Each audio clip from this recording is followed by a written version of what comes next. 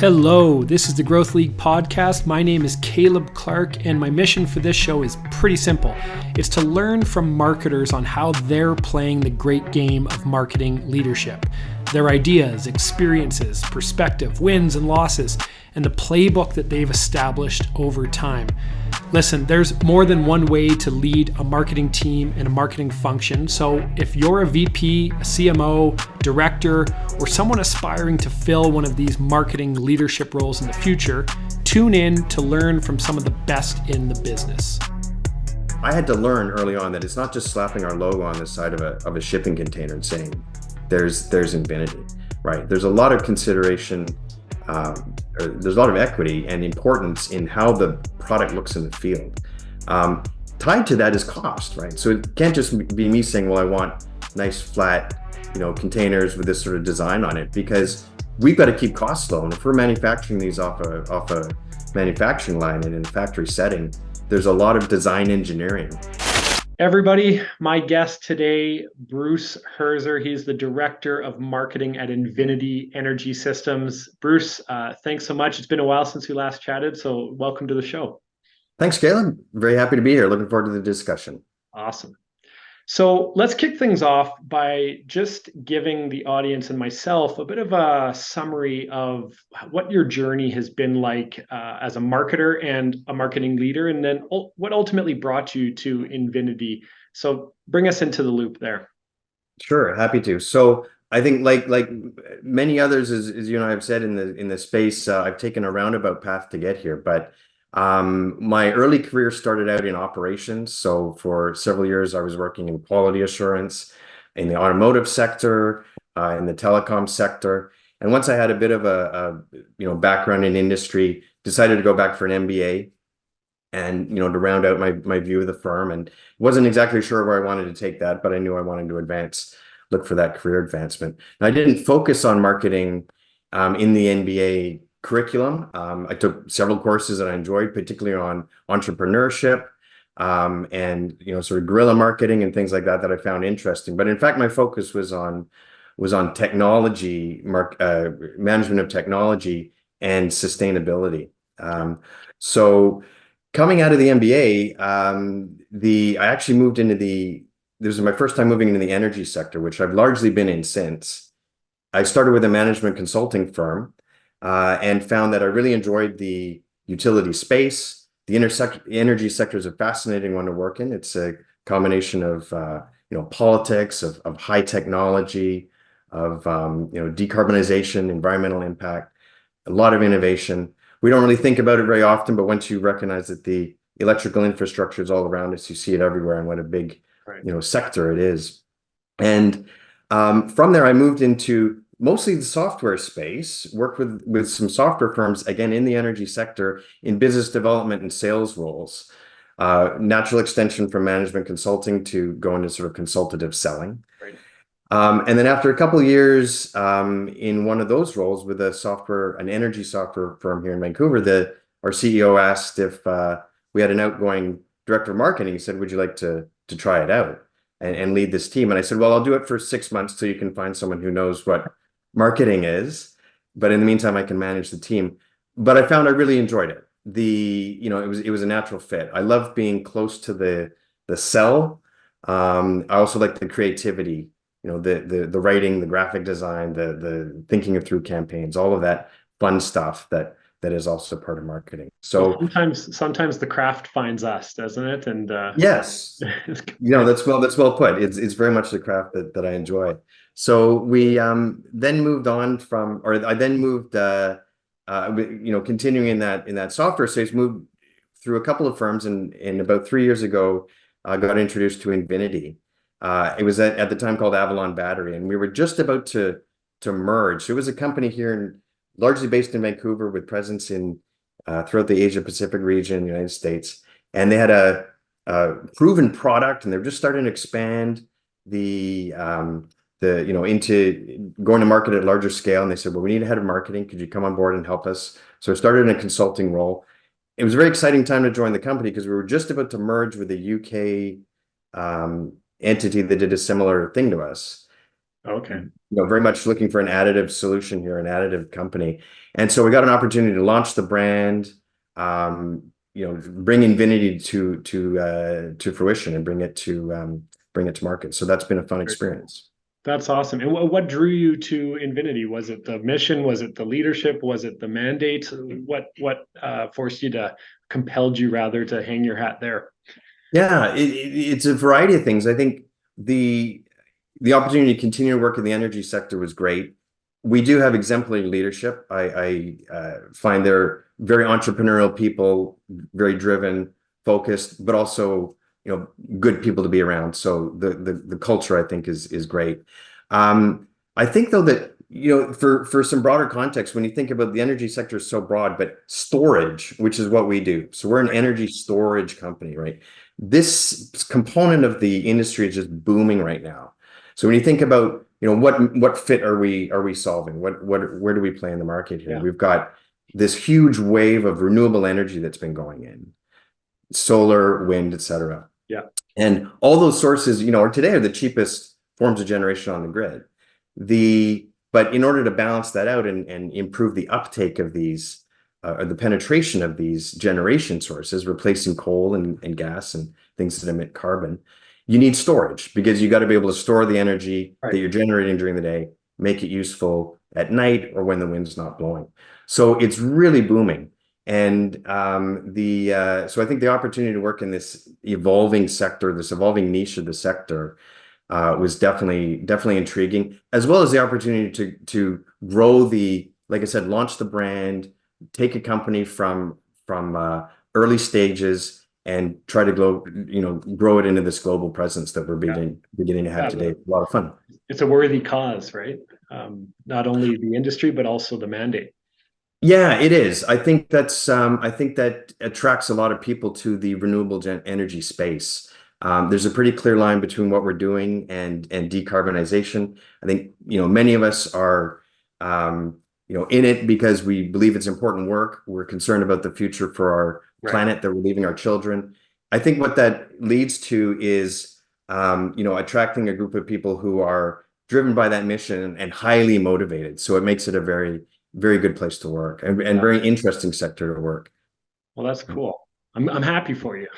Thank you. Yeah, you don't always get these situations where the fit is there. So no, that's right. You got to enjoy those times when you're in that position.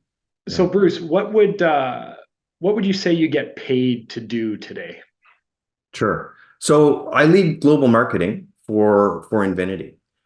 So what this today involves all facets of generating demand for our product, positioning, messaging, and ultimately, I think the end goal that if I were to choose one thing I got to do on a daily basis, it's helping to build pipeline, helping to build opportunities for the firm to continue to grow it. But I'm a generalist by nature. I've got a team of contractors, et cetera, who help round out these other pieces, but it's ultimately building pipeline would be the primary driver, I think. And you had told me that on our previous call, you had told me that it's while that may be the one thing, there's also a very important focus on brand equity and how that shows up on your financials from a strength and positioning of the company. Tell me about, is that an area that's had to be learned, or did it come natural, and how do you create sort of a balance or integration between the left side, right side, if you will? It's not that simple, but no, I agree. I'd say it's one of these areas that I had a bit of a blind spot to in entering this role. And what I mean by that is it's something I've had to learn to spend more time on is brand. So I think coming from that sales background and business development background, I was very clued, and I describe myself as a sales-oriented marketer when I think about which sure, no one's going to complain about that. But the coming on board as we started to build up the basic, the foundational capabilities of our marketing team and our commercial team. One of the first things I got in place was ways for leads to contact us. So website, conversion forms, inboxes, et cetera. Marketing channel, advertising channels to create that flow of leads. So that, we're fortunate demand is very high, so we were able to tap into that, that lead flow quite effectively quite early on. After a few, months of this going on, my CEO and chief commercial officer sort of nudged me a little bit and said, "This is good. We're doing very well here, but we also need to be spending more time on brand and thinking about what is our, where are we playing in the marketplace here."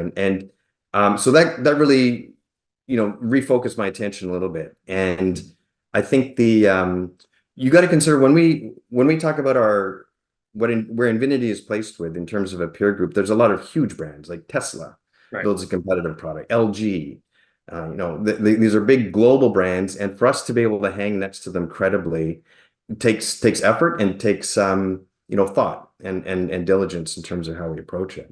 Yeah. So yeah, I think I was fortunate that I've got leadership above me at the executive level who's very keen and always enjoys discussing these elements in terms of our brand and our positioning. So there's a receptive group there. Being a newer company, we were able to dive in and have tight, effective discussions around where do we want to be, people bringing the ideas to the table, being able to bounce ideas off each other. And through that dialogue, I think crafted two things that I find are pretty key linchpins to executing on effective brand strategy. And one is the brand guidelines. So we had very basic ones to begin with, coming out of Avalon, but those we've gone through a consistent iteration on them.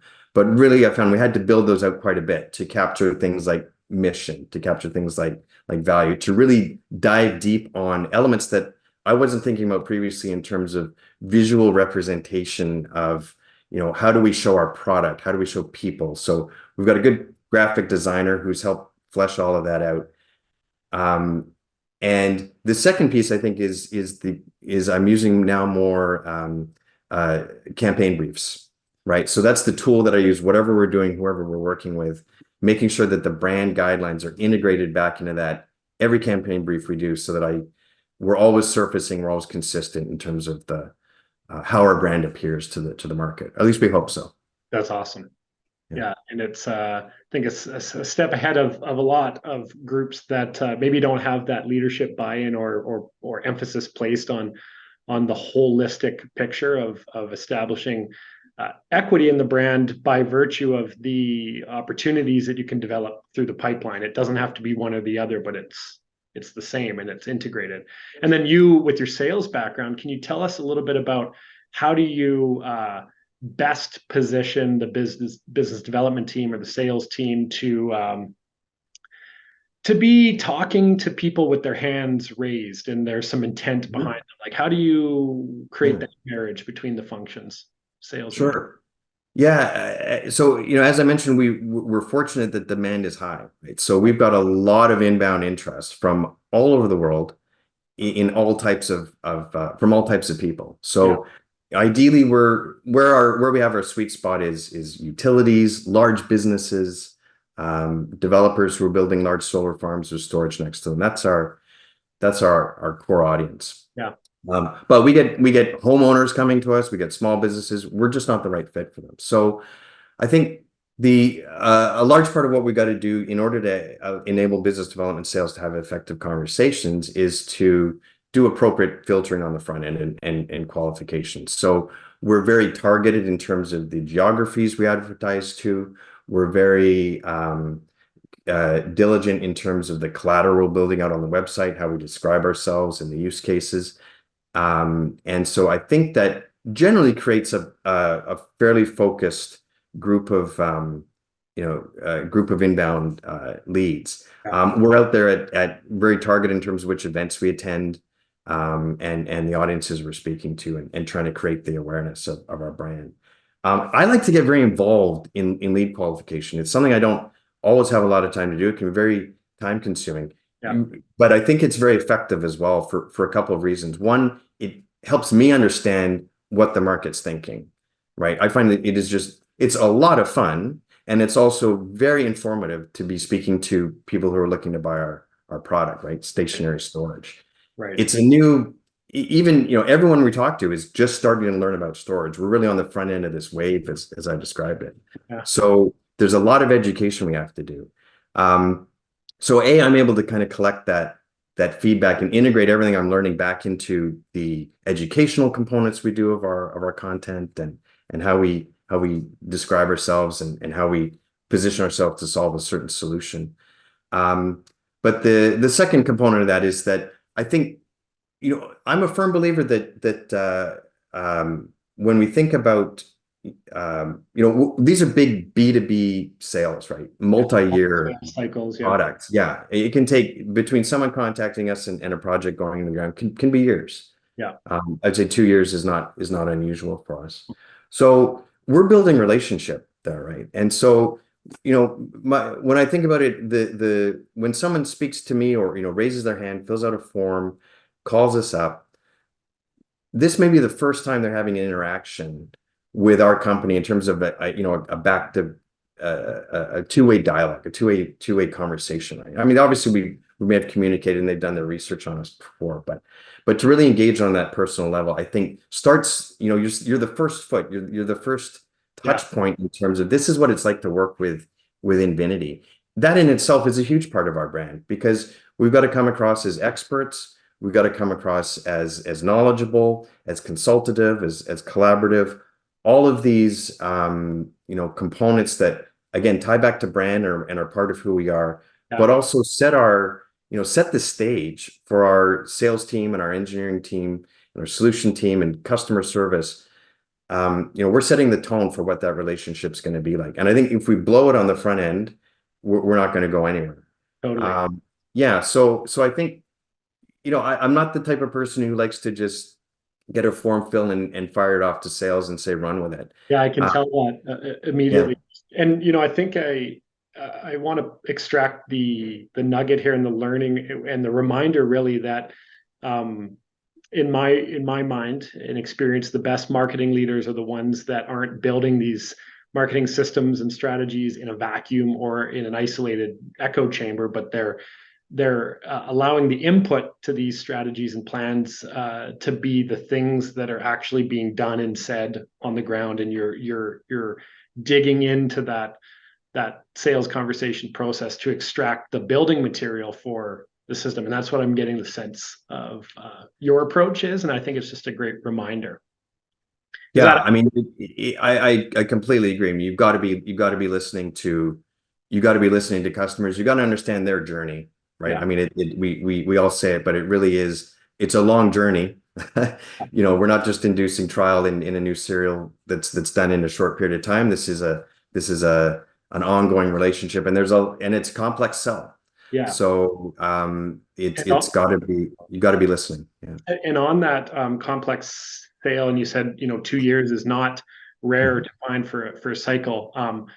You described that initial touch point and how important and critical it is to prove to the person that came to the customer that what they were reading and seeing is congruent with what they're hearing, at least at the first touch point. But how do you approach nurture and building relationship over these very long sales cycles? Is there a cadence that you think about? Is there a series of tactics or strategies? Because I think if you're not careful and intentional, it could be a whole bunch of first initial calls and that's it, right? Because of Yeah, very good point. So I'd say it's an area we've got to continue to expand in and build our capabilities there. The cadence we tend to use around nurturing broadly lines up and supports our event strategy, right? Okay. So we've got a calendar of events where we're exhibiting or attending in our core markets, and I find that's an effective way to do an organic outreach, right? Where you've got a reason to contact someone. Say we're going to be at RE Plus or whatever the event is.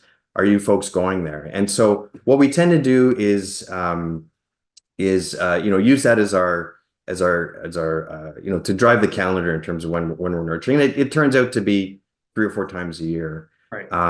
So it works out well. I've also, the sales team I work with is great. Many of them are very proactive, and will often come to us, or come to me and say, hey, I'm thinking of sending this out to 30, 40 people. I think, to me, the risk is that you go too know, sort of wide and come off as insincere if you start to come across as mass emails. I think where I keep trying to lean towards is let's make sure we've got a manageable number of accounts with whom we can have a sincere and legitimate, nurtured conversation, and getting to know the names, so that, because again, we've got to build, towards an opportunity. So we may start to speak to a utility 3 years before we know they're going to even go to market for our product, but they're big organizations. We've got to be building these multiple touch points, and they do convert. I mean, they do. Almost every week, we have someone come in and go, "Oh, we spoke to them a year ago. Yeah. Didn't think it went anywhere." We drop them a few updates on what we're doing. Usually, just a couple bullet points. Hey, we just wanted to let you know, here's a new deal we put in place. Here's a new product update. Keep it light and simple. But those I think are very effective at staying top of mind with our audience. Totally. These audience members, these potential customers, are they surely they have very high intent when they come to you, but are they solution aware, or do you need to engage in a ton of education? Are they pretty educated buyers? It's more just kind of a conversation around integration capabilities, timelines, budget, or do you need to be teaching? It really does vary, because I'd say there's a certain portion of the market who has done storage before, right? Who has integrated storage before. Most of the market has not, and they're learning about it, and they're trying to, they'll often come to us with very early concepts. Like, I've heard storage can be effective, so what do you recommend? And I go, well, what are you trying to do? We can give you some ideas here, but for us, it can also be very time consuming for us to have go through that discovery process and that education process. So I think, yeah, exactly. So we've got, it really does vary. I think we try to move fast when we know that there's someone who's, and we've refined our qualifying questions as we go on. So we're getting more effective at asking the right things up front. And I think, we'll then bifurcate people into, this is something that's ready to move. There may be an intent to buy in the next, or install something in the next 12 months, versus this is more educational. We're going to probably engage with them and have an in-depth info session, right, where we share quite a bit of technical detail about what our solution looks like and what it can do. But I would generally expect those. It's not unusual for those to then go quiet for 6 to 8, 12 months, and then we nurture those and bring them back, into the funnel further down the road as they start to see the fit. I should also point out, we're not the right solution for everybody. We're very diligent and dedicated to finding the right fit. It's got to be mutual. Yeah. There are other storage technologies out there that are, in many cases, a better fit for someone in terms of what they need their battery to do. Is it running for 2 hours? Is it running for 8 hours? How much power do you need out of it? What's the sizing? How many times do you need to cycle it? All of these are valid technical considerations. So we've got to very quickly do that kind of discovery. Yeah. No, surely those were things that were extracted in that branding process when leaving Avalon, is like, who do we not serve? I think that's a question that we don't ask enough as marketing leaders. So no, I love that. Shifting gears a little bit, I want to know about what does your team look like? What is the makeup? You mentioned some contractors. Who helps Bruce? Who's part of the team? Yeah, sure. So we're still in a growth phase, right? We're still, just for context, we're still entrepreneurial. We're scaling, right? So we're about to scale the company. So today, marketing is me, and then I sit alongside our communications team, right? Okay. So now we're publicly traded, so they handle investor relations as well. So between that's sort of core internally, we're supported by vendors and a couple of agencies externally who build out the functional capabilities of our team. So that's digital marketing, AdWords, or Google Ads, SEO, graphic design. We have a PR firm as well. And then, that between those sort of functions, we keep the machine working. Yeah, that's great. What has been your established approach or playbook on creating the best, most fulfilling and healthy relationships between you and some external parties that you're working with? How have you been able to make that game work? Yeah, I think there's a few that I, sort of brought to the table that I've worked with before. So I think what that kind of speaks to is I think you've got to be able to communicate on a personal basis. Right? Most of the firms that I've brought on board are small, Right. right? So I'm speaking to speaking to the heads of of these agencies, or working with individual individual business owners who in some cases. So you get that sort of personalized service. Sort of. These are also people that I've learned to trust. We've found that we know how to communicate over time. We fall into a workable pattern of knowing how the other is going to respond. Yeah. So I would say, if I were to think about if I needed someone new, a new function, how would I bring that on board? I would probably look for, do they have experience in our sector, ideally? Can I speak to people that they've worked with previously? Like in many cases, these folks have been referred to me by friends. And yeah, I mean, I really do think personality is part of it, because you have to have The relationship. difficult conversations. Yeah, yeah. Yeah. And you Yeah. play a role in leaning into that partnership, not just giving a brief and say, come on, get it done, right? It's Yeah, I stylistically that is what I do. I mean, I think it's again, this comes back to me. This is usually a lot of fun, having these conversations, speaking with other experts in the field, and solving things. So I find that if I do the strategic, sort of direction. I lay that out in terms of the campaign brief, and then once that's in place, we can roll with it. I love it. For you right now, we're always on a journey in our professional development, right? As marketing leaders, what for you is the most difficult part of your job and of your function, and something that you're working on and but causes a little bit of pain? Yeah, good question. I think scaling is going to be a challenge for us right now. It's something that we are thinking about as a company. Maybe one other area of sort of learning that I would talk about, where I've had to overcome another sort of blind spot, was the shift from primarily working with software firms in my career into hardware. Okay. Right. So yeah, this was definitely a challenge, in that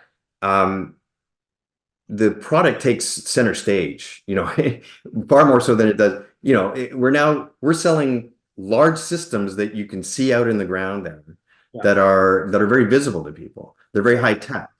I had a big learning curve, and I'm still continuing to learn on, how does the product speak to us and represent, or speak for us and represent us? Yeah. The way that manifests itself, for instance, is we, if you're normally our systems are 20 by 8 by 8 containers, right? But Okay. inside is a very high tech battery. And you can envision what this looks like is we wouldn't sell an individual one. We would sell 40, 50, 60 of these systems all put together. So it's a big installation. Right. That product, as I mentioned, has to hang next to Tesla, et cetera. Very sleek, high-tech branding. So I had to learn early on that it's not just slapping our logo on the side of a shipping container and saying there's InVinity, right? There's a lot of consideration, or there's a lot of equity and importance in how the product looks in the field. Tied to that is cost, right? So it can't just be me saying, well, I want nice flat, containers with this sort of design on it, because we've got to keep costs low. And if we're manufacturing these off a manufacturing line and in a factory setting, there's a lot of design engineering that goes into this. So I think that was definitely a blind spot for me. And when I've had, continuing to learn about how do we market hardware, how do we bring 3D models to shows, isn't something I had done before, but we found this to be very effective. How do we bring pieces of our kit, components of the battery, down to a trade show? Yeah. It's hugely impactful. And these are lessons that I've had to learn in terms of how do we leverage them. Painful lessons or nice and gradual and No, gradual, I would say. I think it's we're trade shows for us have been interesting because I think you remember we merged right during COVID. So coming out of them, if you're at a show, people are just happy to be there and speak to anybody. Right. So trade shows have been very effective for us. I think they've only gotten better for us Yeah. as we've been able to ramp budget, as we've been able to, start to bring hardware down to the shows. It's having an additive and an effective. Yeah, actually, that tees up another question I had from before, which is, so many companies, especially in your space and in somewhat related industries, and lengthy sales cycles, sophisticated products, um, often leverage trade shows as a big part of their mix. But I've seen a ton of cost inefficiency and frankly just wasted time if not intentional. So there's something you Yeah. mentioned about intentionality to these shows where they're essentially what they are is meeting places and times spread out over the calendar year, but there's some early proactive intentionality. Can you tell me more Mhm. about that, and how else do you make it so that you're not just exhibiting at a booth and Yeah. getting Yeah. drinks with the team after, but there's some purpose? Sure. No, I think it's a very good question because in the during my marketing career, I've been certainly been at trade shows where we become overextended. We're Yeah, not getting the value out of them. They can be hugely costly and they can be very time consuming. yeah, Administratively, they're not easy to pull together. I think that it's a combination of us. Typically, we won't start by exhibiting. We'll attend. We'll send someone sort of 1 year to say, what does this look like? And then in the debrief, I'm always asking, who else was there? Were our competitors there? Were they exhibiting? Are they present? Are they speaking? yeah, Are they who's there from an audience perspective? Is it our buyer persona? Is it our prospects? Is this somewhere they're present?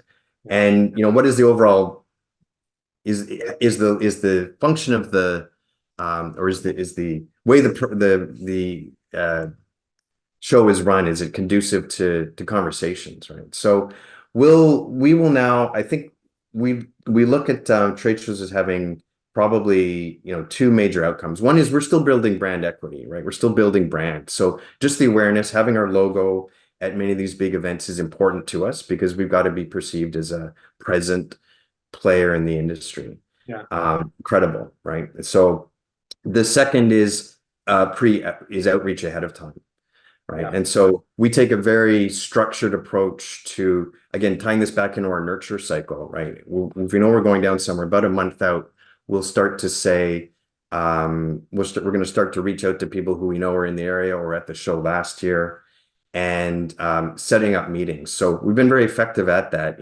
Usually we'll go in and we'll have, even before the show, we'll have a full day. We'll have 3 or 4 full days of half-hour long meetings set up. So I think we really look to leverage them as both.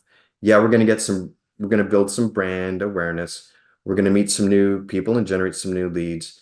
But the third critical component there is, are we going to be able to have those second and third conversations with people we already know? Right? Totally. Yeah. I think that's another great reminder because it's you can't just show up to these things and expect anything to happen. There's all they're providing is a congregation place and Yeah. some marketing to get the right people potentially there. But how do you activate on it? And I just see so much waste. And so the approach you've explained, I think kind of can serve as a playbook for Yeah, yeah. Another thing I would just add to that is the important, really looking for and taking advantage of speaking opportunities. So a lot of the trade shows we go to, there's the conference proceedings, right? Those can be just as effective.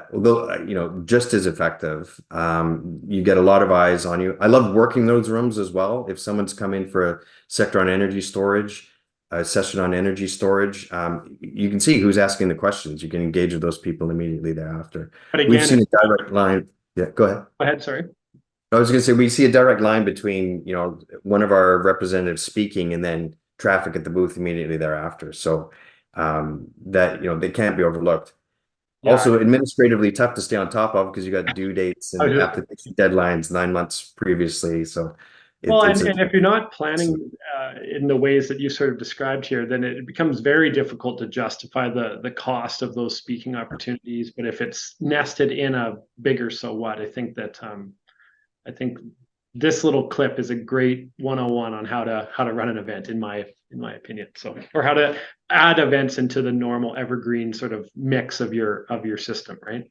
Yeah, yeah, absolutely. I think we'll see if it waxes and wanes in terms of, I think pre-COVID people were getting a little tired of events. But right now we see, we see them as very effective for us right now. Good conversations. Yeah. Two more questions for you.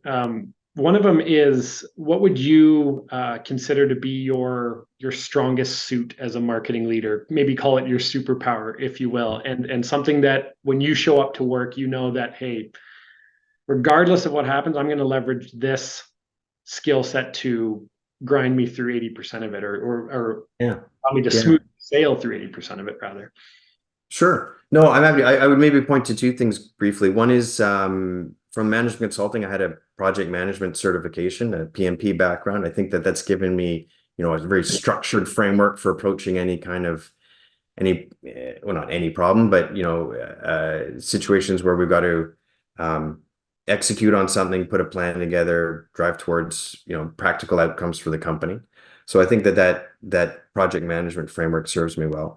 But the other I think is I think I'm good at qualifying, and the reason is I'm not an engineer by trade, but with 15 years in the energy space, I'm comfortable and confident that I can have a fairly in-depth conversation with an engineer or someone who's looking, with a technical buyer, and do an effect, respectfully inform them and learn what they're really about, and do that sort of qualification and information sharing, so that I'm handing better leads into the sales team.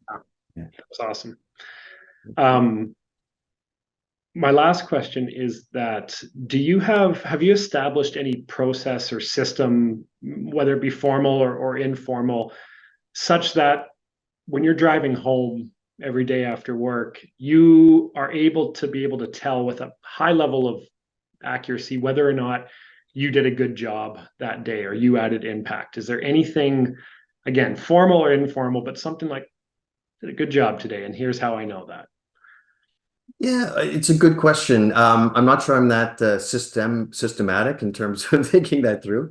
I find life moves fast. The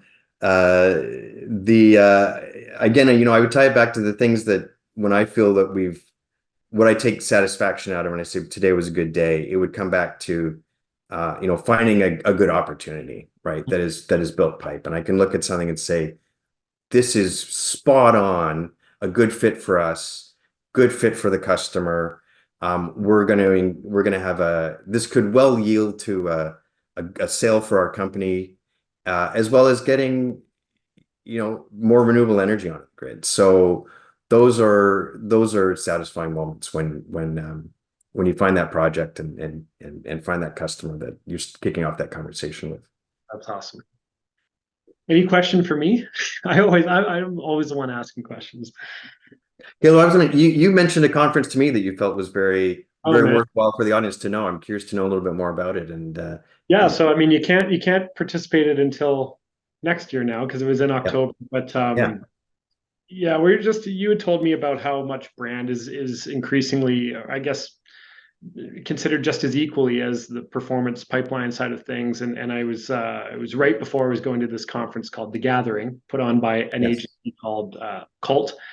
And it's a beautiful conference because it's focused entirely on brand, but not just like the fancy colors and the typography and the cool campaigns, but what does this brand and its offerings mean to the transformation of its intended audience, right? And it's a lot more sort of not kumbaya, but very like heartfelt, right? And the other great part about the conference is that it's not one of those conferences that you're going around and sharing business cards and getting this and that opportunities. It's about everyone's going to come here and kind of lay down their swords a little bit and kind of intrinsically explore what problems do we solve for who, and why are we the best position to solve it, and what is a cult following of if within our niche, what does that look like, and what is our responsibility as brand leaders to manifest that? And so the speakers speak.